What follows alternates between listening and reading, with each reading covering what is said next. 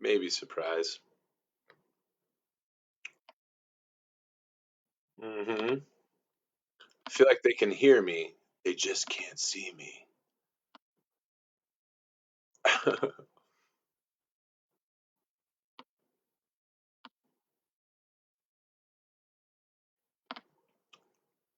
Anyway, I can kick it over to the Zoom whenever you guys are ready.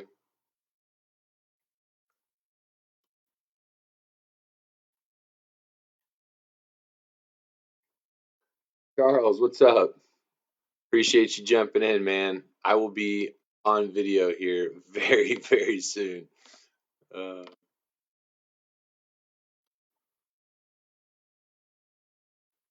me add it back in real quick. Doing some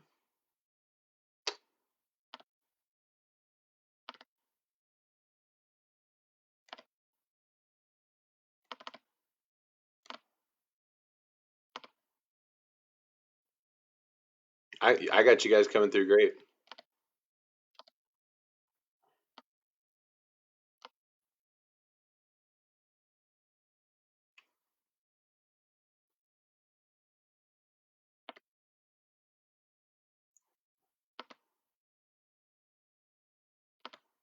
I'll only hear you through the Zoom. We're going to be having Rally Tell Sports joining us here in just a second. And we are going to be making our picks for the week, watching the game. What's that called? That sound thing? Is it like ASMR? There you go. Here's a little bit for you, everybody. Now, since you can't see me, everyone, I want you to name that beer. What did I just crack right now?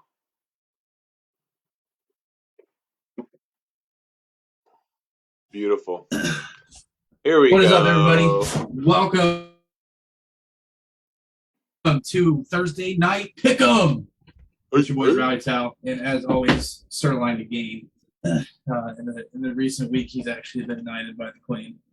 So, it's an honor, really. I mean, she throws some very elaborate get-togethers, I'll say. All right, so we need to recap last week first. I'm excited because there was a lot of parody last week, Bobby. You particularly. Yes, sir. The vodka really got you loose there. I was feeling excellent. Some might say he was as loose as a goose. Ooh. Is there an echo? Did you just say that? Yeah, Todd said that. Oh, did you? Sorry, I was really enjoying this Reese's cup that I just devoured. Smart.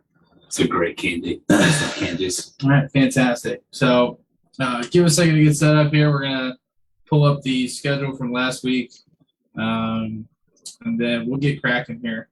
I know we had touched on a lot of week 2 on our Tuesday podcast, but we did not necessarily go over individual games and where our picks went. So, and then what's standing to her?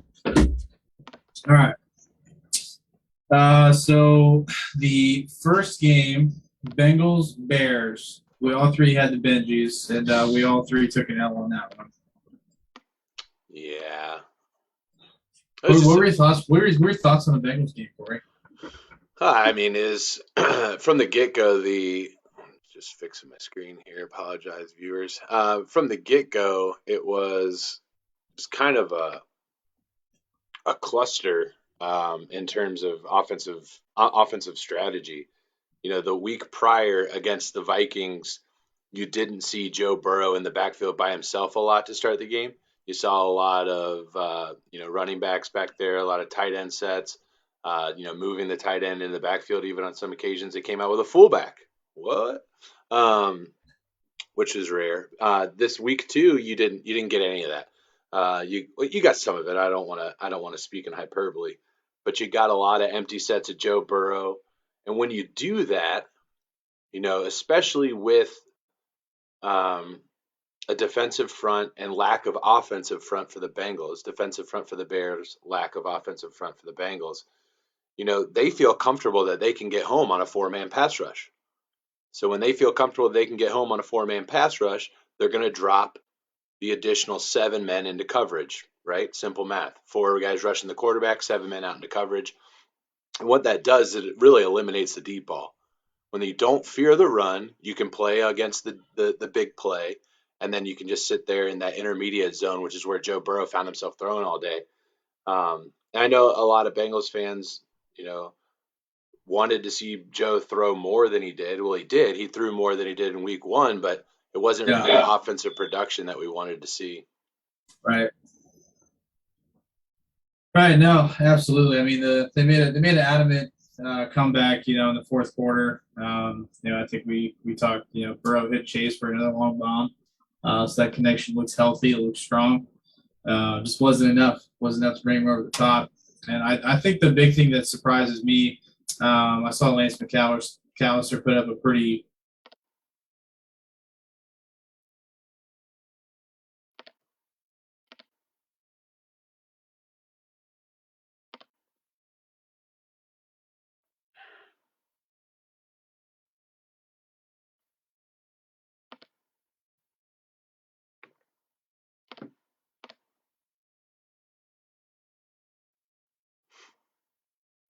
Looks like we got a little freezing. There we go. You good? Yeah. I just completely lost you guys. You good? Okay. Yeah, we're good now. Last I heard was Lance McAllister is last I heard. Shoot straight at John. Yeah, so reiterate what you just said, or re-say what you just said. Oh yeah, so it was a post from Lance McAllister, and basically he was just talking about how much Joe Burrow has been hit this season, considering last season and obviously the injury that took him out very early on. The fact that he's been one of the most hit quarterbacks, of the season so far, 2 weeks in. I was just asking your thoughts on it. What your opinion was? Yeah, so Zach Taylor addressed this in a press conference this week, talking about QB pressures, QB hits, and they mentioned the fact, obviously that he's been hit more this year, and his response was that, he doesn't attribute every single one of those to the offensive line. And I actually tend to agree with him. There are a lot of times when Joe Burrow is getting sacked where that's on Joe Burrow. Yeah. A lot of times that he's getting sacked, you're looking at 3+ seconds in the pocket. That's right. That's more time than you want to be holding onto the football. So maybe it's not on the offensive line. Maybe it's not on Joe Burrow. Maybe some of them are on the coverage as well, or rather the wide receivers and their inability to get open. It goes back to the point. When you're rushing 4 down linemen as a defense and you're confident that they can get home, you're going to drop 7. You're going to create sacks through good coverage. Those are coverage sacks, obviously. That's how that happens. I mean, yeah. So, I mean, I see them. I think Joe Burrow can do a better job of being more elusive in the pocket, smart in the pocket, stepping different directions. There's one he rolled right into a sack. So I mean, yes, he's taking more hits.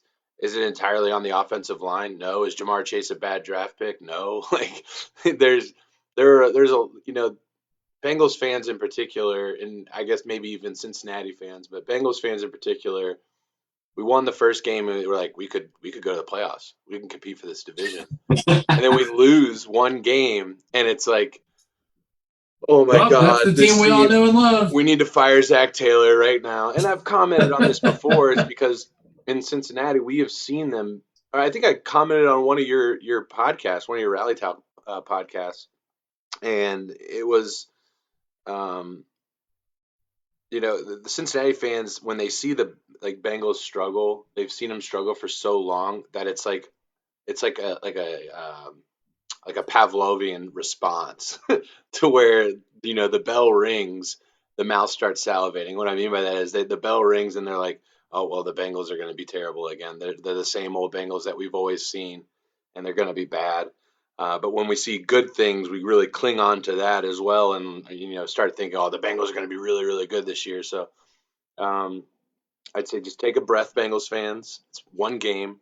The Tampa Bay Buccaneers also lost to the Chicago Bears last year. It's okay. You can lose to the Chicago Bears. I think this week is going to be huge, and we'll probably get into that in a little bit. Yeah, for sure. Next game that we had on the board was the Texans-Browns. We all three picked the Browns. We all three guessed correctly. The Browns just look good. It wasn't a surefire win for the Browns, though. It wasn't a blowout. No, it wasn't. There was a battle there. I mean, up until Tyrod Taylor got injured, it was somewhat close. Yep. All right. Well, we got to make Thursday night pick before the game starts, so we need to get cruising on this. The next game that we have up, we have Rams Colts, and the Rams got that one. They did win. Rams won. Yeah, we all three had the Rams, so we are all tied at 2 correct guesses for week 2. Next game was Bills-Dolphins. That was an absolute blowout. Bills rolled, shut them out. Great game. Great game for the Bills. Terrible game for Miami. Or Jacoby. Yeah, that was just not a good game for them. All right, next game we have on tap was New England and the good old Jets. Yikes. All three of us had the Pats, so we're in good shape right now. We've all 4 interceptions for our Zach Wilson on that one, boys. Yeah, so that's what I was just going to ask you, Corey. Did you watch the highlights of that game, or did you watch it all of Not Zach really. Wilson's participation? You know how we are here at Line to Gain. We boycott big markets, and that includes Boston and New York. So Zach Wilson looked like a JV quarterback making his first varsity start. That's the best way I can describe it. I mean, to give him the kid's got nothing. Right. He's got nothing to work with over there. But at the same time, to be fair, Joe Burrow threw 3 in a row. Yes. All right, next game was the 49ers-Eagles. This was the first game we were split on. I went with the Eagles. Todd and Corey took the Niners. Close game, low-scoring game. It was only 17-11. They can't hear us. I'm sorry? They can't hear us. We just got a notification saying they can't hear us. Oh, our chat can't hear us. Yeah. Holy smokes. We'll get it figured out. We've only been broadcasting for 18 minutes. All right, Corey, can you hear us? Oh, yeah. Okay. Chat should be able to hear us now. Beautiful. Thanks, man. All right. So, all right, let us know if you can't hear us again then. Yes, please. Thank you. Sorry. That's why I Because was. it's still showing there's no. Yeah, chat. Well, because I have so many things up right now. Line to Gain this, chat. This mic the should same be thing. live. Make sure if you can't hear the other boys, let me know. Yeah, that's kind of the whole point, unless we just want to sit here and look pretty the whole night. All right, so where were we? Eagles-Niners. Close game, low-scoring game. I had the Eagles. Todd Corey had the Niners. So they are currently up 1 on it. Still not. Really? Seriously, it's a heart attack. Technology. This Davis Mills kid coming in for the game tonight, that is he's got a neck on him, doesn't he? Have you seen that picture? Literally, It's got to have a big neck to fit that big Stanford brain. Seriously, the kid's neck is like the size of, I don't know, a watermelon in circumference. It's like this big around. It's ridiculous. Appreciate everybody tuning in tonight. If you're not already following Line to Gain, please do so. Hey, Todd, give me a mic check on that. Mic check. All right. If Now you're we're not good. Following We're good. Rally I see Towel the things Sports, moving now. Yeah, we should be all set now. Good Lord. If you're not following Rally Towel Sports, please do so. Taylor Reynolds, thank you, sir. Hopefully everybody can hear us now. Give us a thumbs up in chat if you can. Sorry, my computer had an update, so I not only had technical difficulties on my gaming stream, but I also had technical difficulties here. So, sincerest apologies for that, chat. I don't accept that. Throw it over running back. You're going to have to. All right. Next game that we had, Raiders-Steelers. We all lost that one. The Raiders won in a very close game. I think that game really honestly came down to some decision making by Ben Roethlisberger. He had a lot of times where he held on to the ball too long. He threw into coverage when he shouldn't have and just thrown it away, causing a lot of turnovers in field position. So, just from a Steelers fan here, I think the ball over though. He doesn't do that. Yeah. All right. The next game that was on tap, the Saints Panthers. This is the game where I also went awry, but I got this one right. You did. Famous Jameis. Animal. Famous Jameis fell apart at the seams. I was really about to, start knocking every other quarterback in the league for not taking training camp as seriously as Jameis Winston did. Here's the thing, though. The thing where obviously you're looking at Jameis Winston. He's the character. He's the one everyone wants to look at. Sam Darnold, man. I'm just telling you. I said it before the season started. I said it after week 1. I'm saying it now after week 2. Sam Darnold looks good. I don't know if you guys looked at it or anything like that, but man, I'm excited to watch him. I'm going against him in fantasy, but I think he could tear it up tonight, especially against Houston. Yeah, it's definitely a good possibility. Next game that we have, Broncos Jags. I went awry and took the Jags and lost that one. You were really confident in Urban Meyer too. Yeah, that's a thing. Did you see what Urban Meyer said? By the way, he said he told Nick Fangio every week in the NFL is like going against Alabama. I think that's a slap in the face to all the 31 other teams in the NFL, in my opinion. Absolutely. That's why I laughed. You were Urban's not great. Not great. Keep in mind, my picks last week were made under the influence. Okay.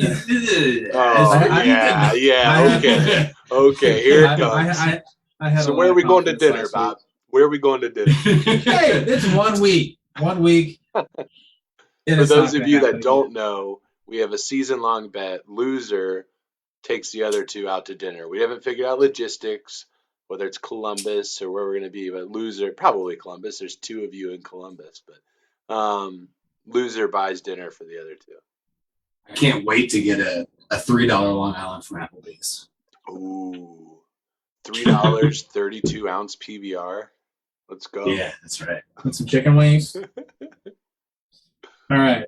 Next game, Vikings Cards. We all 3 took Cards. We were all 3 correct. What a crazy game. I had a buddy that had a large parlay and included that game and the Dallas game. He had the Vikings, and he won thousands of dollars because the Vikings missed that, 35-yard field goal?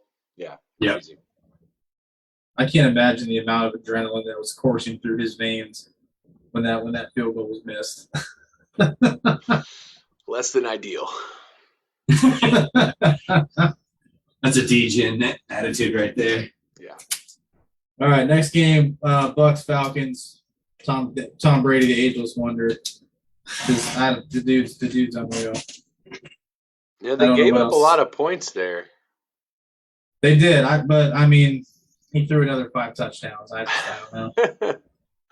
I don't get it. Spoken like a true Tom Brady fantasy owner. Yeah. Hey, he helped me win, so I can't be mad. Yeah. We got 4 more games to get through. The next game is Cowboys Chargers. The Cowboys won a close one against the Chargers, 20-17. Todd and I had the Cowboys. Corey had the Chargers. Yep. Good game. That was one of the ones I mentioned when we did the picks last week that I said it's like on my 1 on my confidence scale. That one was a very, very good football game. Not as quite as much of a shootout as I thought it was going to be. I thought that was going to be a high-scoring game. I did too. As a note here, an update on one of your bets, Zeke did not have 125 all-purpose yards, so. But Tony Pollard did. Zeke missed it by 4 yards. That's amazing. 4 yards. So, but we still got this week. You still got this we'll week. See how it goes. And they play. Yeah, they should have no problem. Yeah, absolutely. Titans Seahawks was the next game. Once again, another close one. Decided by 3 points. We all three took the Seahawks. We were all three wrong. The Titans. Derrick Henry looked like Derrick Henry this week. What an animal! Yeah, 180 yards rushing. A couple receiving touchdowns. Just looked MVP-esque. So, you wanna hear a mind-boggling stat? Like it's so crazy to put your mind in a bottle. That's my favorite. Derrick Henry, I believe, is at 240 yards on the season. Joe Mixon is number 2. They're at 190. But Derrick Henry is technically number 2 if you only count his yards after contact at 220 yards. Insane. Absolutely insane. Hardest man to tackle in the NFL, bar none. Oh, yeah. Absolutely. I mean, he's huge. My brain just melted a little bit when you said that. The guy is a freak. Absolute freak of nature. All right, and then I think in the game of the week last week, Chiefs-Ravens, Wow. We all three took the Chiefs, and they lost by a point. Wow. What a game. Did you see that Lamar Jackson didn't practice today because his hip was sore from doing his flip into the end zone? Yep. Yeah, he didn't practice yesterday either. Yeah, yuck. All right, and then last game of week 2, Packers-Lions. Aaron Jones looked like Aaron Jones. Finally. Needed that boy to show up. 4 of them. Three of which were receiving, I believe, correct? I think it was 2 and 2, if I'm not mistaken, but you could be right. It was 3 and 1. Oh, was it? Okay. Yep. I played a guy. I had them on both my teams, but I also had the Packers defense. I won one of my matchups. I lost the other one by 4 points. All righty. All right, so that is 9. That is 10. That is 9. All right, so we've got 16, 15. We've got should be tied. It's a 3-way tie. 3-way tie, 16 and 15 across the board. We're all 16 and 15 right now. Yes. Yeah, so hey, we got winning records. We're above 500. Let's go. Yeah, absolutely. I would say that that's pretty good. It's pretty good odds right there. There you go. Yeah, that's no slouch there, boys. That's actually kind of amazing that we're all tied after week 2. So you got to give me shit here saying I'm going to be buying dinner. We're tied. We're tied. You're the one going, hey, just a caveat. I was drunk as shit when I made my pick. Hey, I'm just speaking. Maybe you should do it every week. Maybe I should. Give this man beer stat. All right. So the first game of the week, Panthers Texans. I don't think this is a tough decision. Yeah, I don't think Davis Mills pulls this out. Yeah, I'm going Carolina. We can move on that one if you want, but I got Carolina. Yeah, we got a minute till kickoff. That's an easy consensus. Yeah, we'll go ahead and do that. I'm gonna go ahead and get the rest of the games written down here real quick. You got it right, dude. For sure. Yep, I got them pulled up. Take this little break to remind you, if you haven't already, go ahead and share the video, like the video. If you're not following us, follow us. Whether you're watching through Rally Tau Sports or watching through Line to Gain, it helps us out. We appreciate it. Tell your friends to come hang out, watch some football with us tonight. Absolutely. I was just offered a trade in fantasy football, boys. Let's see what you think. So, which league? In your brother's league. Oh, I'm very excited to hear this. So, I hit the waiver wire this week after a dub and picked up Rondale Moore. Why not? And the trade would be sending Rondale Moore off for Cordell Patterson. So you're going to trade Rondale for Cordell? Well, that's what was offered to me. So he's going to give you Patterson. Yes. Who offered that trade up? Your dad. I'd take that. I mean, I've actually picked up Cordell Patterson I in my tried work to. league. I tried. Yeah, I scooped him up, and I also scooped up Sterling Shepard because he seems to have found a nice home. Daniel Jones. So what? Yeah, he's had a great 2 weeks so far. Yeah. Sterling Shepard is a name that's risen from the ashes. He used to. That's not a name that I don't think anybody drafted in their leagues this year. I'm pretty sure I talked mad shit about him before the season, actually. Oh yeah, when you did your ratings list, yeah. Well, Danny Jones was low, but so was I mean like Sterling Shepard too. Like I was talking shit about Sterling Shepard to like Giants fans. I was just like, oh yes, that's your number one.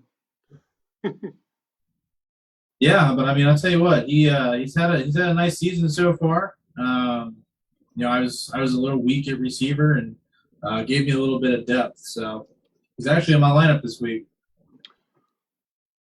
Yeah, speaking of which, I've got a lineup conundrum with old T. Higgins not practicing last couple of days. Well, I'm going to be completely honest with you. I'm going to say I hope he doesn't play. Well, that's because you don't want us at our best. I have Tyler Boyd, and I want Tyler Boyd to start. Oh, I forgot they're playing the Steelers. Shit. Yeah, I don't want T. Higgins in there anyway. You don't want us at our best, Bob. Dude, every year this game is always close. Usually you guys take it in Pittsburgh and we beat you in Cincy. That's usually how it goes. We'll get to it. We'll save this. And it's gonna be a good pick this week. So here's my conundrum with this trade is that in ESPN he is only a running back. So I would have to play him, which in Josh's league and the flex position you play 2 quarterbacks. Right. Like that could you get to, right? So right now, right. So my running backs right now are Antonio Gibson, James Robinson, and Mike Davis. It's not like you need one. Right. That's kind of my thought too. Because I don't think it's a bad trade. I'm not offended. How are you at tight end? I have Travis Kelce. So you could use improvement. No, just kidding. So you drafted the worst tight end? What do you think, chat? What should Todd do? Yeah. It can't be Charlie, though. It's just a question. Yeah. Go ahead and go over that trade one more time. So I would send off Rondale Moore, rookie wide receiver from Arizona, for Cordell Patterson, utility man of the Atlanta Falcons, which heavily utilized him. As a Christian Kirk owner, I wish I had more. Sure. Is it a keeper? Is it a keeper league? No. Yeah. So if it was a keeper league, we're not even having this conversation. Yeah. Right? Yeah. Bye. All right. Your dad can't coming out here. Just disregard. Trade's over. All right. He's hearing the broadcast. Yeah, I would not give up Cordell Patterson. I think if they're going to continue to utilize him the way that they did. I mean, he's a 20-point a game guy so far, right? Yeah. He had almost 32 in Josh's league last week. That's amazing. Yeah. Sam Darnold, beautiful throw to start the game, by the way. Just a nice, quick comeback route. I don't know if you guys got the game on over there, but. Oh, we sure do. Is that DJ Moore? It is. Who's not in my starting lineup this week.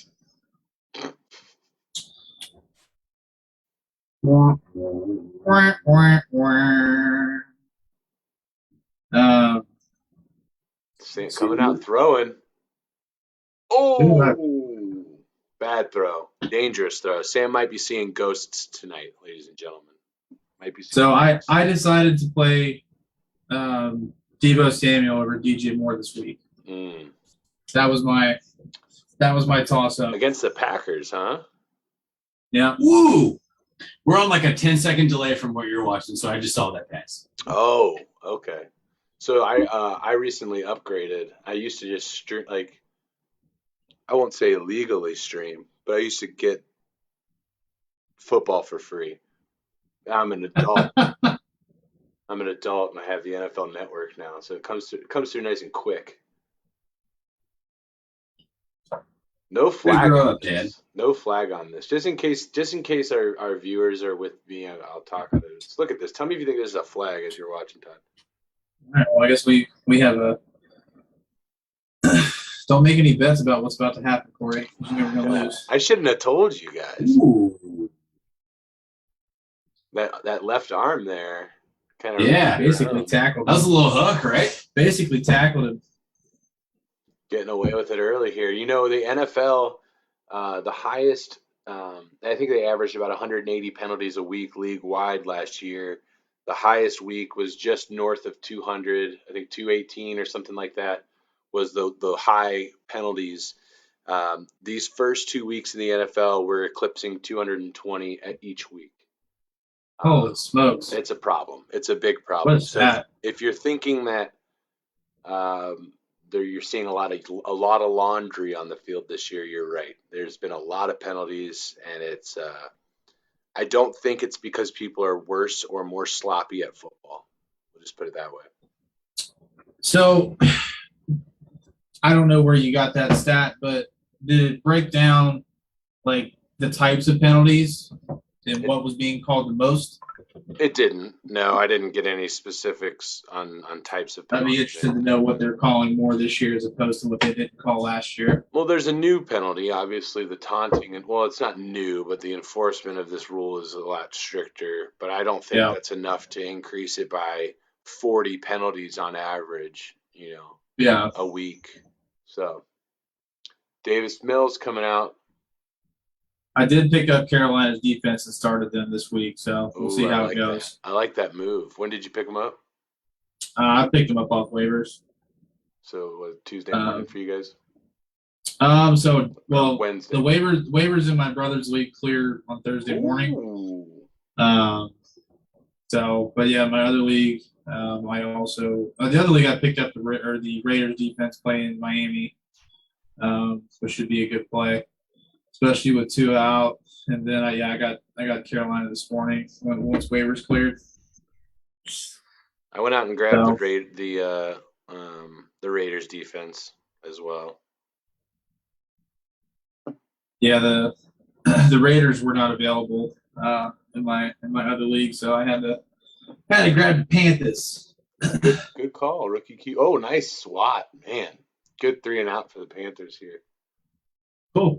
I'm glad to know that they did well in the next play. Zach Cundiff jumping in the chat. What is up, Cundy? Good to have you, bro. Hope you're doing well.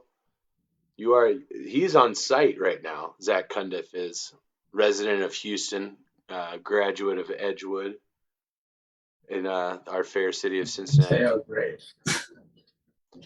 He's a cougar, eh?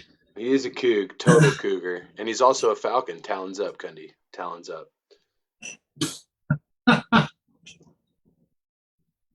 So we got, are we ready for some week 2 picks? You got those written down? I'm ready when you are, sir. Pops, Taylor, Nick, thanks for liking the video, guys. We definitely appreciate it. If you've already liked our video, please make sure you head over to Line to Gain. Make sure you get some love on his video as well. Just went ahead and plugged his channel in the chat. Please make sure you check it out. So next game on tap, we've got the Chargers Chiefs. Who wants to jump in the pool first? Chargers versus Chiefs. I will. Chiefs. Okay.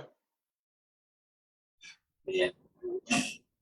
I'm gonna say Kansas City, but I think it's gonna be another down to the wire game. I think it's gonna be a shootout. This is the week 3 shootout. You think so? I do. I think Kansas City is gonna feel pretty butthurt about the way that they let Baltimore get out of their grasps. So if they get up early, I don't think they're going to turn it down. I think they're just going to run them. I got Chiefs as well on this one. All right. The next one, this is going to be the same thing. Cards, Jags. This is going to be Cardinals all day long. Yep. My faith in Urban Meyer has subsided. Just give him a break, man. It's been 2 weeks. Fire his ass. I know. It's well, like, is Urban like I've seen so much shit. Like, is Urban Meyer a fraud? Is he going to fail in the NFL? Rookie head coach, rookie quarterback. Let's calm down. Yeah, absolutely. There needs to be a little chemistry there, or at least a little bit of trust built too. Yeah. Next matchup we have Bears Browns. I got the Browns in this one. Yeah, they're in Cleveland too, right? They're gonna put it on them in a dog pan. Good little note here. Justin Fields starting his first game. He'll be the starter. Obviously played against the Bengals last week. It didn't look electric, but looked good enough, right? I mean, it's not like dramatically worse than Andy Dalton. Yeah, I mean, I just think the days of Andy Dalton in Chicago are done. I don't think he sees the field again. If Justin Fields comes out and has a performance like he did last week, if he can show some signs of promise, they're just going to let him stay in there and get his reps in. It's weird how I mentioned the Jets game, like where the Browns played the Jets and Tyrod Taylor got hurt and then Baker came in. I mentioned this on the podcast, and then Andy Dalton gets hurt, and then Justin Fields comes in. And it almost looked like an excuse for them to not put Dalton back in, because I heard reports that said he was good to go, and they just said no. So with openings in Washington, potentially openings in potentially Indianapolis, do you find trade partners there for Andy Dalton?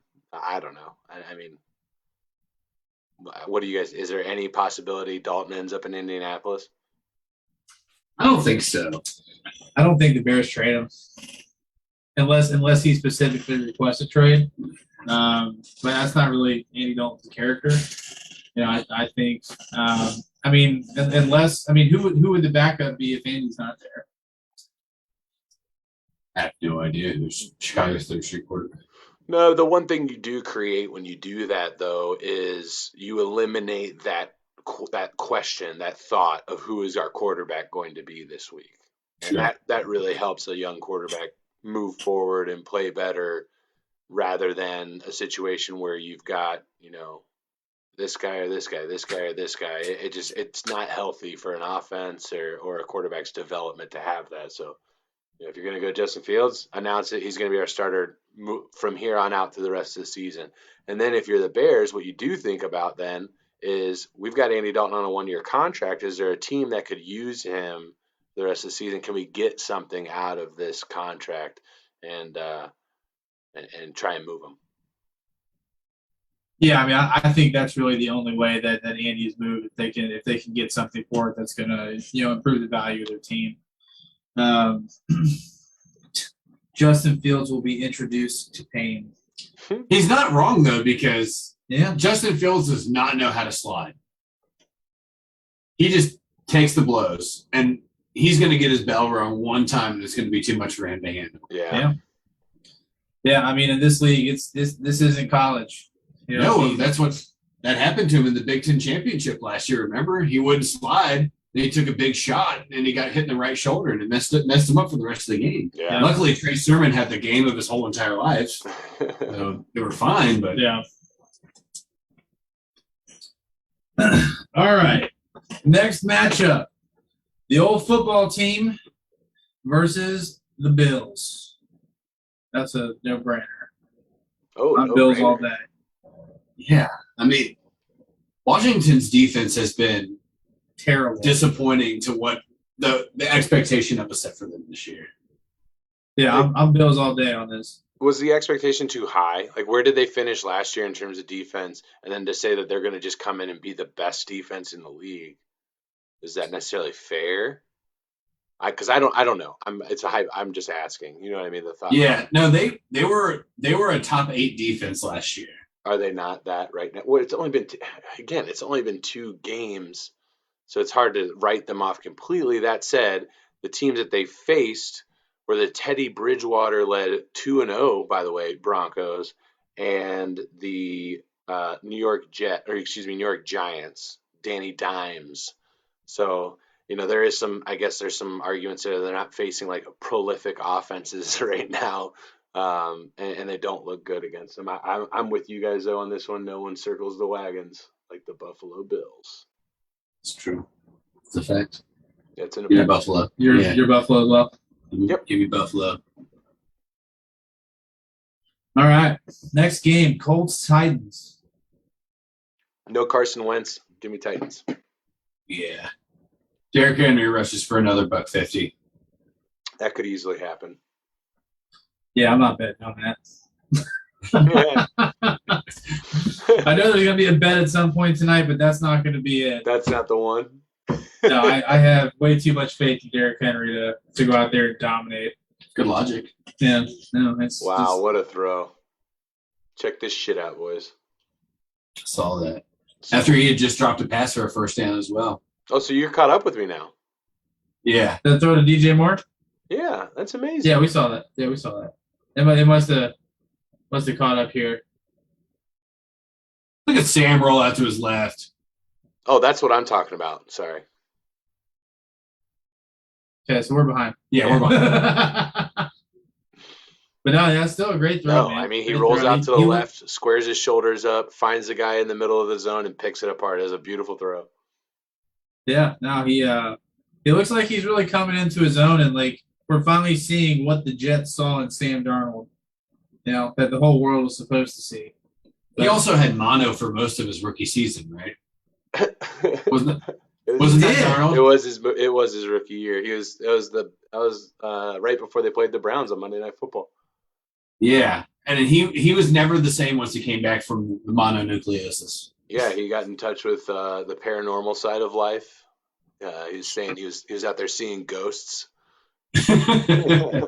Which, if you don't know what that reference is, it means he's seeing defensive backs on the field that aren't there, basically. Yeah. But no, I mean, I thought Sam Darnold was probably one of the more overrated quarterbacks coming out of college. Oh, another white QB from USC. Good on you, buddy. But I mean, he looks great in this offense right now. I mean, they're going against a team that I've projected to have the number 1 overall pick, but they're absolutely just moving the ball at will on this drive. Yeah. No further comment there. You covered it all. Deal. I should have played DJ Moore. You've been saying that for 3 weeks, man. This is your 3rd week in a row. I can't support you anymore. I know you can't. You can't. It's just my fault at this point. It's my fault at this point. Next game on tap, the New Orleans Saints, New England Patriots. Oh, give me Mac Jones and New England. Sammy Darnold. Please tell me he didn't throw it to DJ Moore. No. I don't like that little smirk. He didn't. This is tantalizing. Oh, he ran it himself. Who's white QB from USC? My ass. Who's not who's biting on that? Like no one. That's why it was so wide open. Like no one's like, yeah, Sam's keeping it. Especially when you have the most athletic running back in your backfield. Exactly. That's a great play scheme. That's a great play scheme. Joe Brady, offensive coordinator for the Panthers. Well done. Yeah, we got Saints Pats. Todd is taking the Mac Jones led Patriots. Who do you got, Corey? Yeah, I'm there. I'm back out on. I went with Jameis last week against the Panthers. I won't make that mistake again. I'm going Mac Jones in the Pats. I think that's a smart call. I just don't think the Saints really haven't been able to get anything going. Is it Marquez Callaway? Yeah, he's my fantasy bust. Yeah, where the fuck is that guy? I dropped him. I don't have any faith in Jameis Winston to really take care of that guy. So I have him in a dynasty league. What do you think? I think he's a good dynasty league pick. Just let him ride it out for a little while. I mean, I would at least I'm sure I don't know how many roster slots you have in a Dynasty League. I'm sure it's a ton. I got 19. Yeah, so, I mean, he's worth the slot, in my opinion, in a Dynasty League. Who's Callaway? Mm-hmm. Yeah. Yeah, I mean, in a one-and-done fantasy league, I don't think he's worth a roster spot, but he still has a lot of upside. Yeah, he's an athlete. I mean, he's an athlete. And to be honest with you, we don't know that Jameis Winston's going to be the quarterback of the Saints next year. It's true. It could end up just being Taysom Hill. They could just go all in on Taysom. Drew Brees might come out of retirement. Andy Dalton. No, I'm just kidding.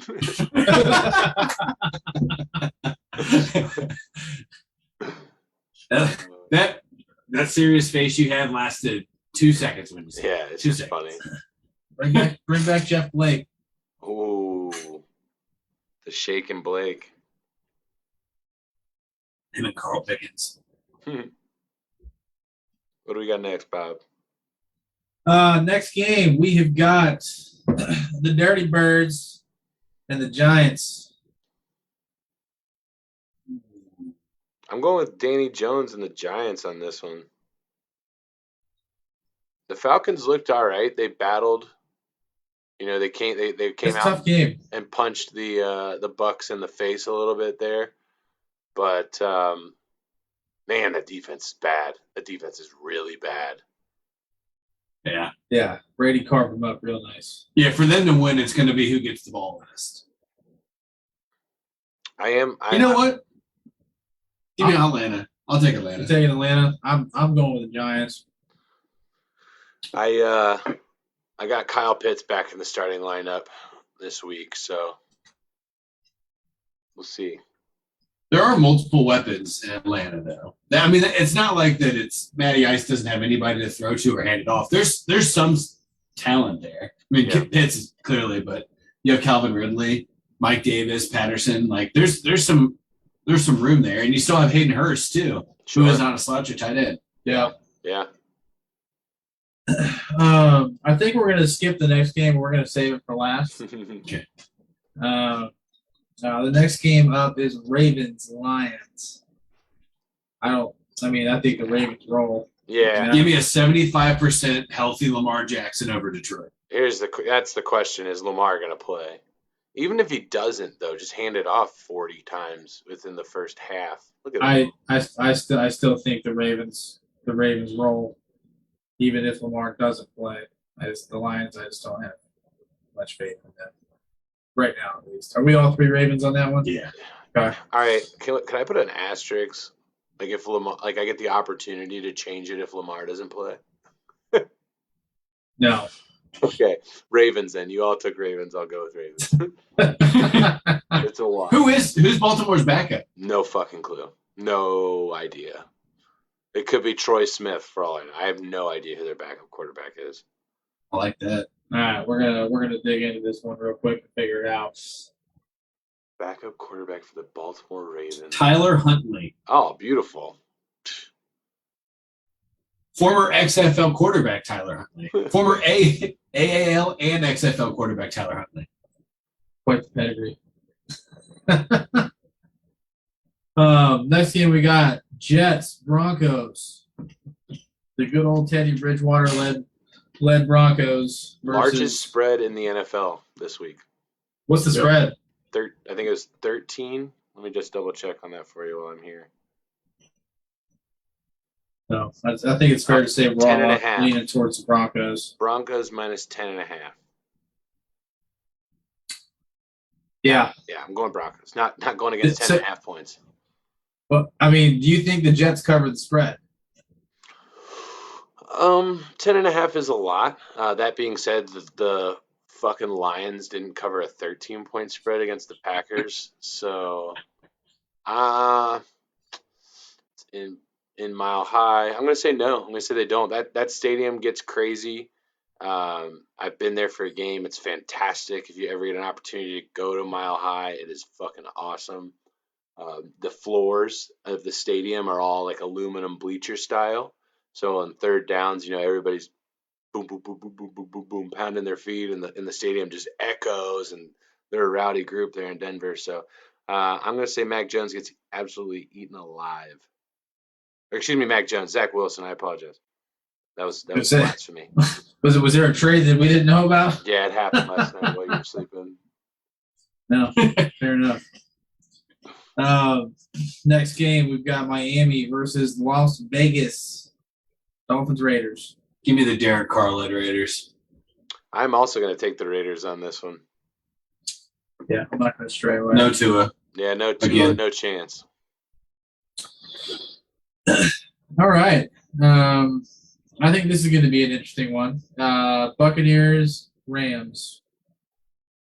That's the game of the week right there, boys. Yeah, why is that not Sunday Night Football again? Because it's Packers, Niners for some reason. That's also a good game, though. Yeah, it'll be a good game, but come on. This one's so much more fun. Oh, man. I'll give you my pick. You guys give me your picks, and then I'll tell you why. How about that? Okay. I'm taking the Rams. I'm taking the Bucks. Yeah, put me down for the Rams. So the logic, why am I taking the Rams? It really doesn't come down to Matt Stafford or Tom Brady for me here. This really comes down to defense. I just watched the Buccaneers give up 35 points to the Atlanta Falcons. The Rams defense, however, is elite. Their quarterback is good enough, if not really good. I mean, he's playing like a top 10 quarterback so far this year. Stafford looks great. Their offense looks great. So I think that they're a more complete team right now just because of the way their defense is playing. And they have the greatest defensive lineman of all time on their team. So Aaron Donald is unbelievable. So that's why I got the Rams. Also, Alex Erickson is returning punts for the Panthers. The pride of Madison, Wisconsin. Yeah. Yeah, I think regardless of the defense, I think Brady's got more weapons now than he's ever had in his career at his disposal, and I think he just finds a way to carve them up and get it done. They may not have the same amount of success that they had against the Falcons, in each of their first 2 weeks, but I think Tom Brady figures out a way to keep them in the game. This is going to be a close game. I think it's just going to come down to the last possession. Kind of like it did. Sorry, kind of like it did week 1. So yeah, spread at 1.5 on this one. Yeah, it's gonna be a close game. So it's literally could go either way. Next matchup on the board: Seahawks versus the Vikings. Man, Vikings can't get a break, can they? No. Overtime loss to the Bengals week 1, where they had the ball, fumbled it at the 50. They were gonna win, and then this last week against the Cardinals, 35-yard field goal, they miss it. I got their woes continuing against the Seahawks. I got the Seabirds in this one. You know what? I'm gonna go awry and take the Vikings at home. You know what awry means, bad, right? Yes, exactly. He's gonna be naughty. He's gonna be naughty. Yeah, I'm gonna be naughty. Naughty. Take the Vikings. No, what's the spread on that game? Let me tell you right now. Spread on that is Seahawks -2.5, and it is in Minneapolis. Yeah, the Seahawks haven't been playing like the Seahawks. I think the Vikings have played 2 very good teams in the first 2 weeks, and they've been right there. And they've just lost them because of miscues, and I don't think that happens for a 3rd week in a row. So you think the Bengals are a very good team? Yeah, I have very openly said that. Oh, yeah, multiple times. All right. I don't. So that's interesting. I have very openly said that. I think the Bengals have a lot of talent. They just got to figure out how to put it all together. Yeah, that's fair. Packers Niners Sunday night game. This is also going to be a good game. I think Jimmy G has finally gotten comfortable. I think he's healthy. I think we're starting to see the Garoppolo, that we saw when he first got to San Francisco prior to all the injuries. And obviously Aaron Rodgers and Aaron Jones figured it out last week after their week 1 misfortune. So who you guys got? I'm back and forth on this one. What's the spread? I think it's San Fran plus 3.5, or excuse me, yeah, Packers plus 3.5. Hold on one second.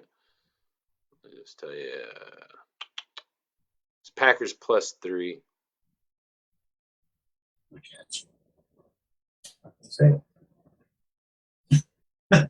Give me San Fran.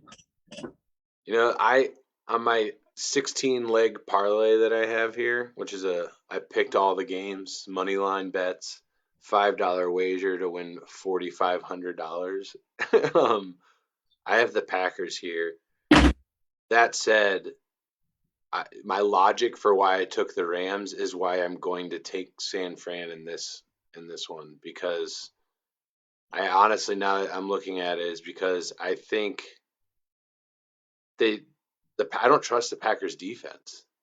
Nope. The Lions at the first part of that game were moving the ball pretty effectively on Monday night, and I still don't think anyone here can name a Lions receiver first and last name. So TJ Hawkinson, that's a tight end, but best receiver on the team. I know Cephas because I picked him up off the waiver wire, but yeah, I'm gonna go San Fran on this one too.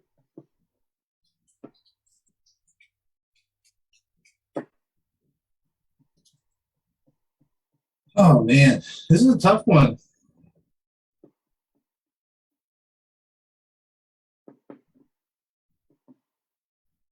But just for the sake of being different, I'm going to go with the Packers. It's not a bad pick, Bob. This is a coin flip. I'm gonna. This is a strategical move because I want to try to put some separation on this year-long bet. So I mean, it's either going to make me or break me. Right. I don't think I don't know if one pick in week 3 is going to make or break it, but I like the strategy of getting some parity in this pick'em. Yeah, absolutely. Monday night game, Eagles Cowboys. Well, they are them boys, and they are going to. I got the Cowboys in this one. Give me that Dak boy magic. Yeah, they're going to roll. I'm going to get off my Jalen Hurts horse after Monday night. They're 2-0 against good teams, by the way. Wait, no, hold on. Let me back that up. They lost week 1, didn't they? Yes, they lost. Yeah. They're 1-1. Okay, so they barely lost to Tampa, and then they barely beat. Well, yeah, I mean they left a minute 25 on the clock for Tom Brady, and all he had to do was go get a field goal. So, what a mistake! Yeah, you can't leave that much time on the clock with that man, at the helm. So we're wrapping up the first quarter here. Just a quick stat line: Sam Darnold 7 of 10, 89 yards. 70% completion percentage, obviously, there at 7 for 10, 89 yards, and a rushing touchdown. Yeah. DJ Moore, 5 catches, 76 yards in the first quarter. Yikes. Unreal. Yikes. Yeah. Yep. Well, it is what it is. Carolina's defense is playing well, so I can hang my hat on that. Well, before we get into this last one, let me grab a fresh brew, huh? That was I forgot we skipped one. Oh yes. Yeah. Oh boy. I completely forgot. The most important game of the week. Yeah, that's the house divided game. Mom and Dad don't talk for the whole week because they root for the opposite teams. I'm Mom and Dad. Yeah, it's you planning on coming over on Sunday? That's the delay there. Bruce, thanks for liking the video. Pops, thanks for liking the video. Appreciate you guys. Yeah, if you're in here, you haven't liked it already, please smash that like button. Do it. Do it. Just do it. Do it. Open the trunk. Do it.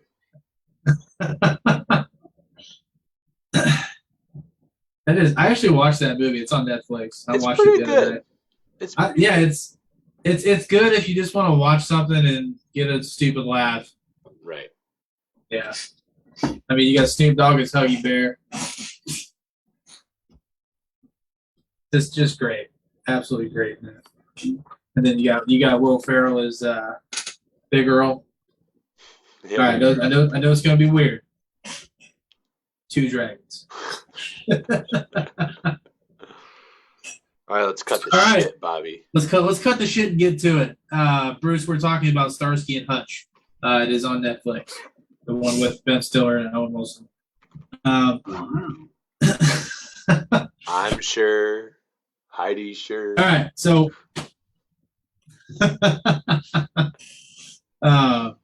yeah, I mean Dancing Rick. Can't forget about Dancing Rick. Bengals, Steelers at Heinz Field. This is always a bloodbath every year. It doesn't matter if both teams are good or both teams are playing terribly. This game is always tough.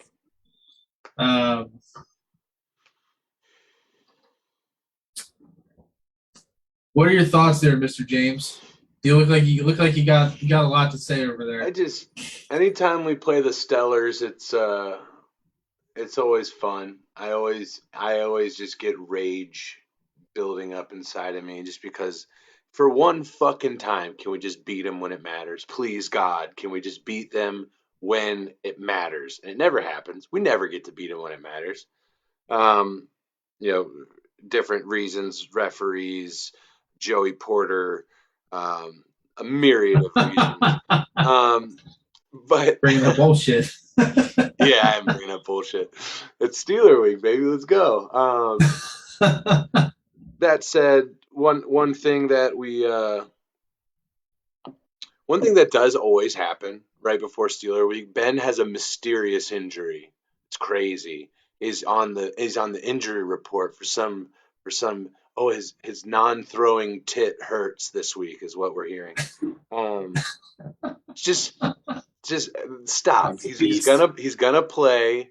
90% of that injury report that you're seeing for the Steelers, they're all gonna play. The only one that I'm really surprised about that actually is practicing is TJ Watt, who's coming back the week after a groin injury. So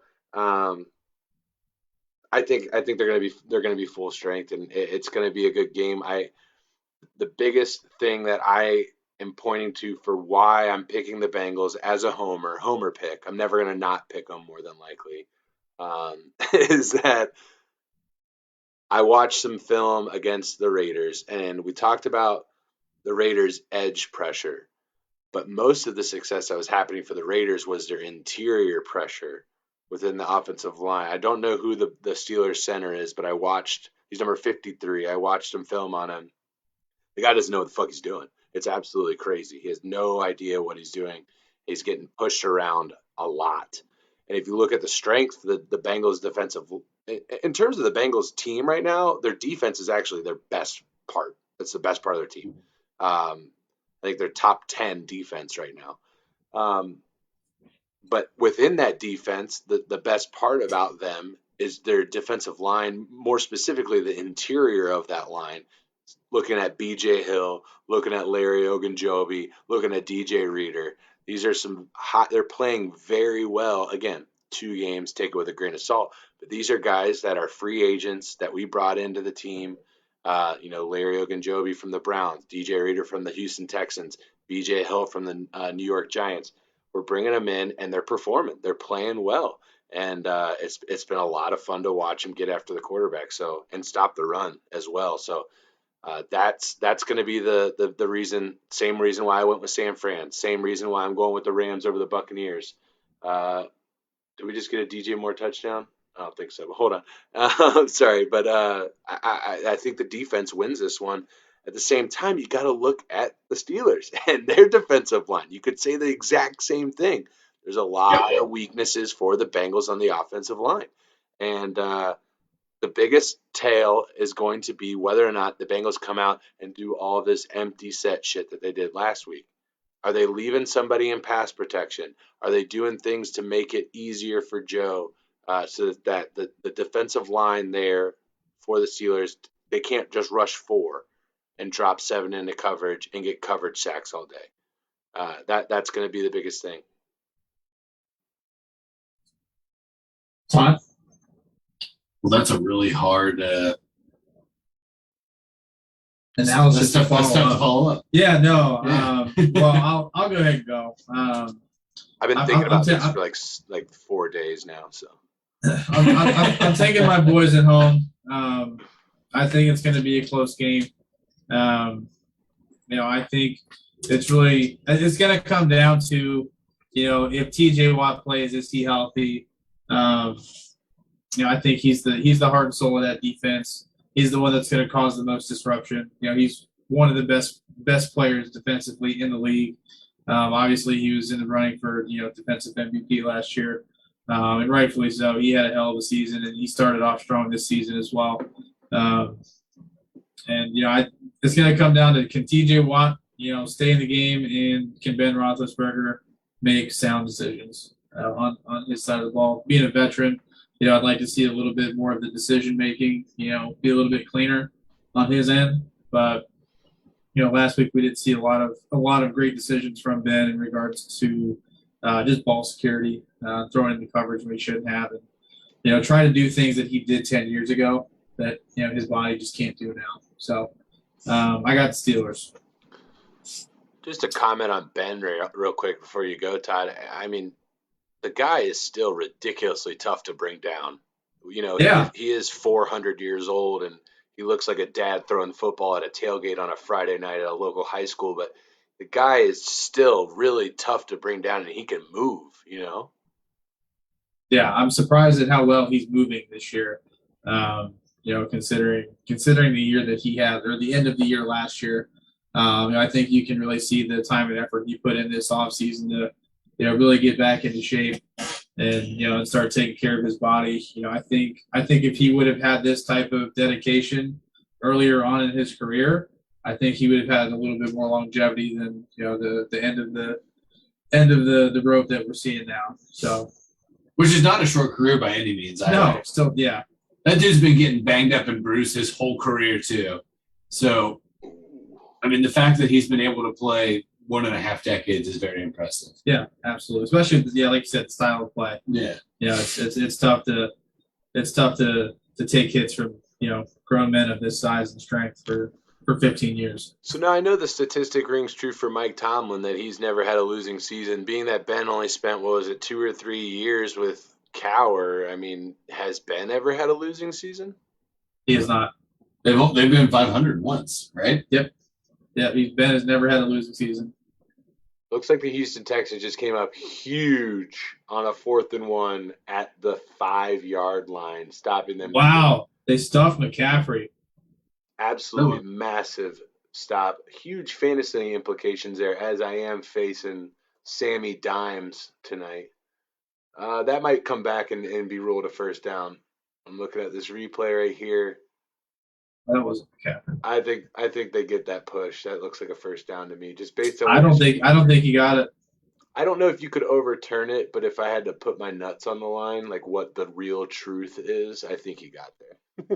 No. Yeah, helmet was over the line, but I don't know if the ball was over the line. I don't think he's there. Were his balls over the line? That's the question. All right, so to kind of add on to what Corey said, because he said it so eloquently, a lot of the Bengals' success going into this game is going to be them being able to stop the run game off the jump, right? So we saw Najee Harris play a little bit above the level than what he played in week 1, actually much above the level that he played in week Najee 1. Harris had a nice game last week. He is an Alabama running back. He's big, he's fast, and he's strong. We watched, I don't know, Corey, if you saw the highlight, we watched Najee Harris throw somebody with his left hand. Physically pick him up and move him away. Best stiff arm of week 2. In my homer opinion. Would you say is Derrick Henry-esque? Oh, extremely.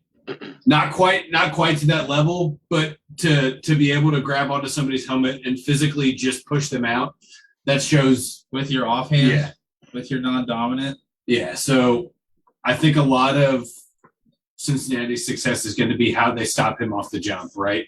And then it's going to turn into how many times are they going to score off of defensive stops. So if the Bengals can get up 14-3 in the first half and force Ben to have to throw the ball in the second half, I think the Bengals win. But if Cincinnati cannot capitalize on defensive stops in the first half, and there's kind of like what Corey said, if they run this empty backfield set and they don't feed Mixon and they don't protect Burrow, if the game's close going into the second half, I think Pittsburgh can take it because they can. It's Ben. Ben has a better late game mindset than Cincinnati's had. Yeah. But as Corey said, I will never pick the Steelers against the Bengals, so give me the Bengals. Yeah. You know, for all of what you said, I thought for a brief second that you were thinking about picking the Steelers. No, it was not ever at any time. But I like to give credit. I'm a man of logic. Hey, but I also have a heart that bleeds Bengals. Yes, you do, Todd. Yep. Bob's can't really comment. Must protect Burrow or game is over. I think we even touched on it at the beginning. I agree with that statement, but Corey made a really good point that a lot of those sacks that happened last week were not even at the result of the O-line. Burrow either holding onto the ball too long or just downfield coverage, receivers not getting open. And just no, but I agree with you, Pops. No, yeah, Charlie. To reiterate that point that I made earlier, you have to protect Burrow, but is that through the offensive line? Not entirely. It's making it so that the defense doesn't know what you're going to run all the time, making it to where they can't drop 7 guys into coverage comfortably because they know that you're going to be passing the ball. And when you come out in an empty set, they know you're going to be passing the ball. They're going to rush 4, drop 7. Burrow's holding on to the ball for 3+ seconds, and he's getting sacked when he does that because that's too long to hold on to the football. So, that's 100% accurate. It is about protecting Burrow, but I just want to point out it's not necessarily about how well the offensive line specifically plays. There's a lot of scheme that goes involved with that.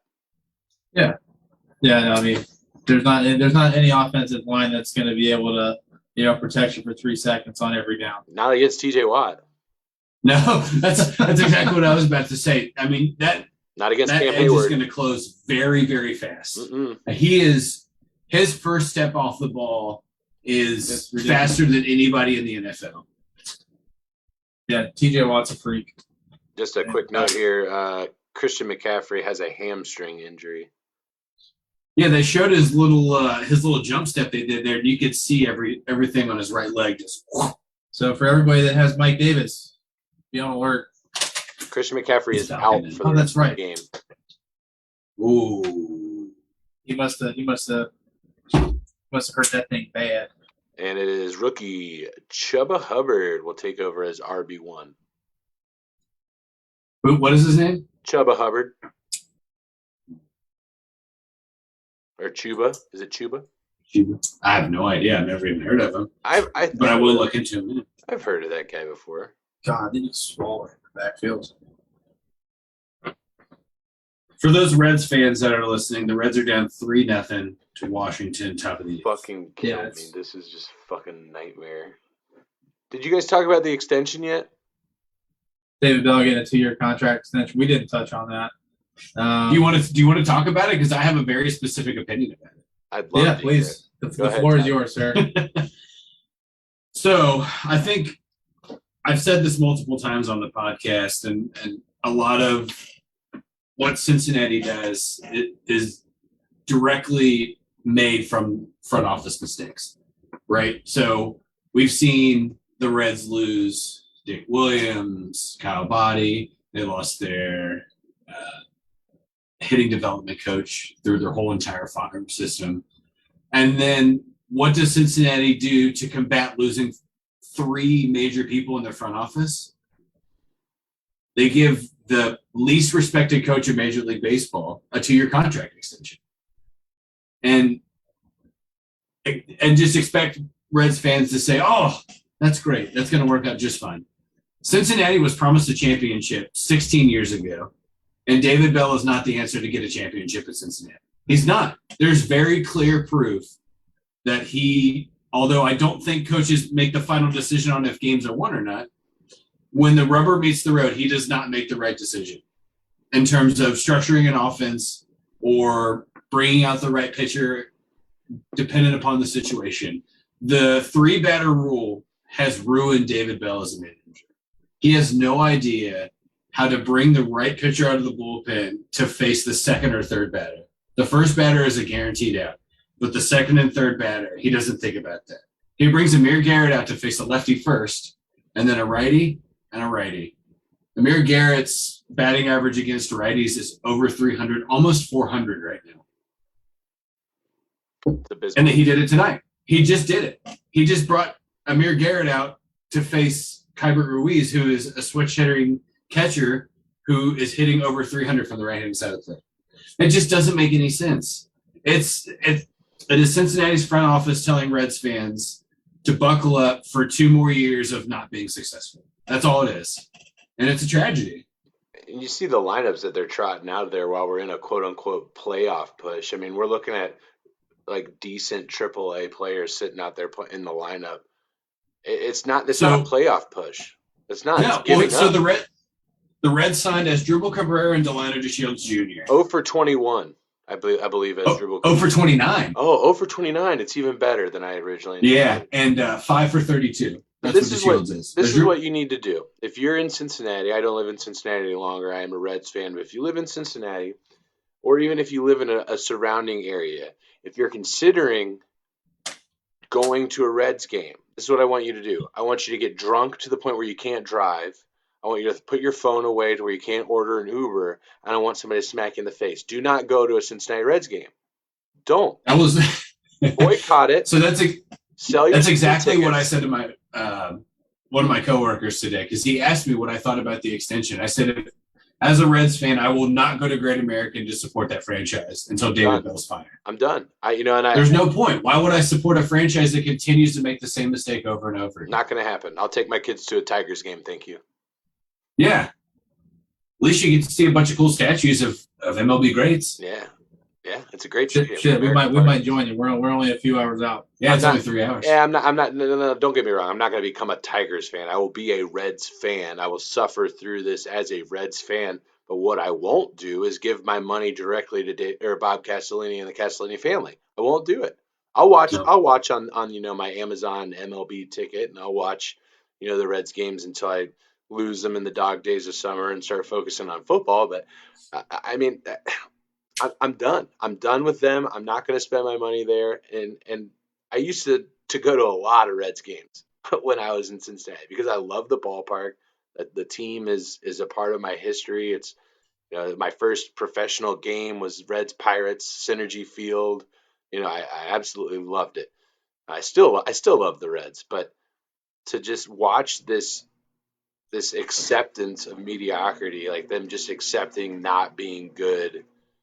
And just selling us dog shit on a silver platter and saying, eat up, bitches. I'm like, I'm done. I'm not going to do it anymore. It's a travesty to Cincinnati. It is an open palm slap in the face to Reds fans. Yep, 100%. 100%.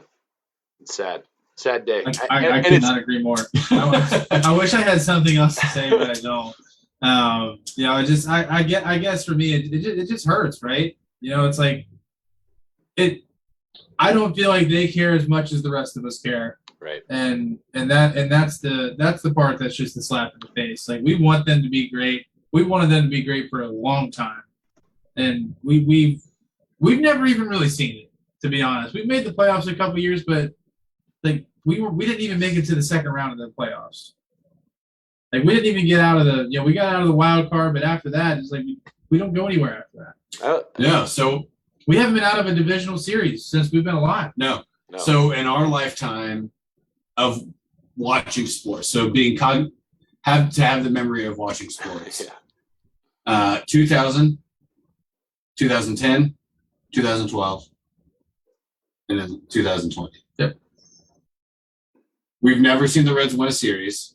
We've only seen them win a cumulative total of 3 games in all of those series. So they won 3 straight against the Giants on the road, didn't they? Right, and then lost 4 after Latos self-imploded. Because I was at that game, and I think you were too, right? Yeah. Yeah. So that moment, I was sitting in left field, and I turned to, I can't remember who I was thinking with. And I looked and said, the series is over. Because Latos, I mean, I'm sure you remember too, he had a full-bore temper tantrum meltdown on the pitcher's mound. Well, he's psychotic. He never came back from that either, right? Because after that, they dealt him to Miami. Yep. Fortunately, which brought us Luis Castillo. Right. Yeah. That worked out good for us. But he was playing fucking independent ball, getting into fistfights. This is an absolute psychopath. I loved when he's just a guy that you don't want to emulate, but when he was on the mound, he was such an asshole, and I loved watching him be that way. Right. But the way that he imploded in that game, I lost all respect for him. And I just want to make, before I get back to a memory here of Reds playoff failures, this isn't necessarily against David Bell. Like, it's not to say that he probably doesn't deserve a managerial job in the major leagues right now, but my disdain is not against him necessarily or the job that he's done. I feel like he probably came out and did the best that he could. It's not. I don't think he's sandbagging trying to get draft picks. That's not what I think. I think he's legitimately probably trying to win. That's what he's trying to do. But I think that what it really is just Castellini just telling us that he doesn't care. This is a cheap option for him. He's always looked for the cheap option, and what the city really just needs is an ownership group that values baseball, values tradition, values what the Cincinnati Reds mean to those things, those institutions within baseball, and wants to build this into a championship team again. So it's just we haven't had that since the Schott family on the Reds. Yeah, that's a long time. It's a very long time. I'm just hoping someday it changes. Yeah, and I think Corey makes a good point too. It's not David Bell necessarily, and he catches a lot of heat for it because he's the manager. It's his job to catch the heat. Yeah, but I think Corey makes a good point, and I'm going to say it in a little bit different way. I don't know if he has the cognitive ability to make the right decision as a manager in a tough game. That's what it boils down to, right? So if you're in a 162 game season, traditionally there's 35 to 45 games that are defined by a one run, whether it's a win or a loss. The Reds are somewhere in like the low 60s right now, and they're still below 500 in those games. You just can't do that. If you're gonna be a team that plays close games, you have to have a factor that gets you over the hump, and they don't have that. Or when they do have it, which is Michael Lorenzen, they throw him out there 3 or 4 days in a row and throw him 30 pitches a day. You can't do that either. That's not the solution. I mean, by day 3, he's basically started a full game. Right. Just make him a fucking starter. Right. Yeah. One of the. It's just Go ahead. There's just a lot of. And look, I can say a lot from being a fan and watching the game and understanding baseball at a little bit of a different level. But at what point as a franchise do you have to say, like, Jesus Christ, our fans deserve more than this? Yeah. Ticket sales are still down. They're not. It's not like they're making more money than they have. Look at the stadium. It's empty. It's empty. Yes, but they don't make their money is not made through the ticket sales. That's not where right. These baseball teams make their money. It's through the TV deals and last year when the whole fucking negotiation with the players was absolute bullshit. These owners want to sit there and tell us that they're losing money when they're not selling tickets. It's absolute bullshit. Okay, open the books up. Open them up. Let's take a look. Right. There won't be a single owner out of all 30 MLB teams. There will be a single owner that say, okay, here are my financials. They won't do it. They won't do it because they don't want to show how much money they're actually making off of all of this. It's ridiculous. Absolutely ridiculous. The Reds need to, Bob Castellini needs to sell the team. And like I said, an owner that values what the Reds used to be and wants to bring them back to that. And then they need to hire Theo Epstein from Major League Baseball, bring him in and get us back to glory. That's Corey's plan for success. I mean, if you're going to hire if you're going to hire anybody to transition a franchise, it's Theo Epstein. It's Theo Epstein, 100,000,000%.